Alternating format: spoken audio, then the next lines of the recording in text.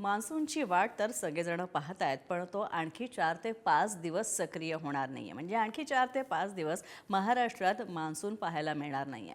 तर हवामान खात्यानं आज दिलेला अंदाज टेन्शन अधिक वाढवणार आहे, कारण एकीकडे राज्यातले जलसाठे हे तळ गाठायला सुरुवात करतायत, तर दुसरीकडे मान्सूनची प्रतीक्षा सुद्धा आता वाढायला लागली आहे. शेतकऱ्यांपासून ते सरकारपर्यंत सगळ्यांची चिंता या पावसानं अधिकच वाढवली आहे. पाहुयात सिंधुदुर्गापासून ते गोंदियापर्यंत पाणी स्थिती दाखवणारा पुढारी न्यूजचा हा ग्राउंड रिपोर्ट.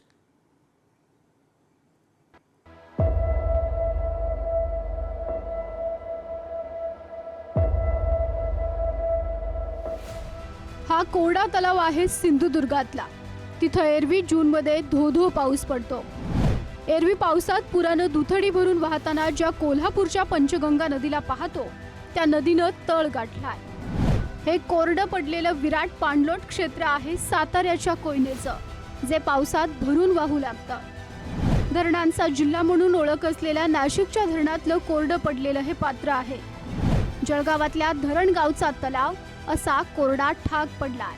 विदर्भातल्या मेळघाटात बाया बापड्यांची पाण्यासाठी अशी वणवण सुरू आहे. जूनचा पहिला पंधरवडा उलटल्यानंतर महाराष्ट्राच्या सर्व भागातली ही स्थिती आहे. महाजल संकटाची चाहूल देणारी, सर्वांचीच चिंता वाढवणारी. शहरातला माणूस असो वा शेतकरी, उद्योजक असो वा सरकार, सर्वांच्याच तोंडचं पाणी पावसानं पळवलंय. कारण रुसून बसलेला मान्सून आणखी 5 दिवस तरी सक्रिय होण्याची शक्यता नाहीये. हवामान खात्यानं वर्तवलेला अंदाज काळजी वाढवणार आहे. येणाऱ्या 4 ते 5 दिवसांमध्ये असे काही कंडिशन्स नाही आहेत की मान्सून परत पुढे सरकेल आणि त्यानंतर आपण जे अपडेट्स आहेत ते देत राहू. पण आता सध्या तरी 4 ते 5 दिवसांमध्ये अशी कोणतीही कंडिशन्स नाही आहे. मान्सून लांबल्यानं आणि एल निनोच्या संभाव्य संकटानं सरकारची चिंताही वाढवली आहे. मंत्रिमंडळाच्या बैठकीत हीच चिंता व्यक्त करण्यात आली. पाणी जपून वापरण्याच्या सूचना या बैठकीत देण्यात आल्या. पाण्याबाबतीच्या बाबतीमध्ये तुम्हा सर्वांना माहिती आहे की राज्यामध्ये आजही पाऊस कुठंच पडत नाहीये आणि त्यामुळे निश्चित प्रकारे आज तरी साधारणतः त्यांचं असं काहींचं म्हणणं आहे की साधारणतः 20 जून नंतर किंवा जुलै महिन्याच्या पहिल्या आठवड्यात पाऊस पडेल. परंतु ते गृहीत धरून मी निश्चित प्रकारे त्या बाबतीमध्ये आम्ही त्या बाबतीत पिण्याच्या पाण्याच्या योजनेला, पिण्याच्या पाण्याला पहिल्यांदा आपण तिथं आता आज प्राधान्य दिलं पाहिजे आणि धरणातल्या साठ्यांची एकूण परिस्थिती पाहून या बाबतीमध्ये निश्चित प्रकारे निर्णय घ्यावा असे मुख्यमंत्र्यांनी सूचना दिलेल्या आहेत. शेतकऱ्यांनी पेरण्यांची घाई करू नये असा सल्ला हवामान खातं आणि सरकारकडूनही दिला जातोय. आता पाणी फक्त पिण्यासाठीच ठेवण्याचे आदेश देण्यात आले. शेतीसाठी होणारा पाण्याचा उपसा थांबवण्यात आलाय, कारण ठिकठिकाणी जलसाठे झपाट्यानं कमी होऊ लागलेत. सिंधुदुर्गात 7 जूनला मान्सून दाखल झाला, पण बरसलाच नाही. सिंधुदुर्गातल्या तलावांमध्ये कधी नव्हे असा पाणीसाठा ओसरू लागलाय. 15 जून पर्यंत सरासरीच्या 25% पाऊस झाला नसल्यानं तलाव आटू लागले. ओसर गावच्या या तलावाप्रमाणेच अन्य पाणीसाठ्यांची ही स्थिती आहे. मुंबईसाठीच्या धरणात केवळ 10.35% पाणीसाठा शिल्लक राहिलाय. राखीव जलसाठा वापरण्याची परवानगी द्यावी अशी विनंती महापालिकेनं राज्य सरकारकडे केली आहे. जूनच्या शेवटच्या आठवड्यापर्यंत पुरेसा पाऊस झाला नाही तर सध्या सुरू असलेल्या 10% पाणी कपातीत आणखी वाढ केली जाईल. कोल्हापुरात राधानगरी धरणातून गेल्या 8 दिवसांत पाण्याचा एक थेंबही सोडला नसल्यानं पंचगंगा कोरडी झाली आहे. कोल्हापूर जिल्ह्यातील पाणी संकट दिवसेंदिवस गंभीर बनत चाललेलं आहे. गेल्या 8 दिवसांपासून राधानगरी धरणातून एक थेंबही पाणी सोडलं नसल्यामुळं पंचगंगा नदी, भोगावती नदीचा तळ जो आहे तो आता गाठू लागल्याचं चित्र दिसू लागलेलं आहे. कोल्हापुरातल्या पंचगंगा नदीवरच्या शिवाजी पुलावरती मी उभा आहे आणि माझ्या मागचं हे दृश्य आपण पाहतोय. दरवर्षी पावसाळ्यामध्ये याच नदीनं अगदी रौद्र रूप धारण केलेलं असतं. रौद्र रूप इतकं मोठ्या प्रमाणात आपल्या सगळ्यांनीच आजपर्यंत पाहिलेलं आहे. मात्र आता ही जून महिन्यातली परिस्थिती, जून महिना अर्धा राहिलेला आहे. आता 15 तारीख उलटून गेलेली आहे आणि अशा वेळी या पंचगंगा खरं तर पावसानं हजेरी लावली नसल्यामुळं पंचगंगा नदीची ही झालेली अवस्था पाहतोय. पंचगंगा नदी याच पुलावरून कधीच या ठिकाणी कोरडी पडल्याचं दृश्य पाहायला मिळत नव्हतं.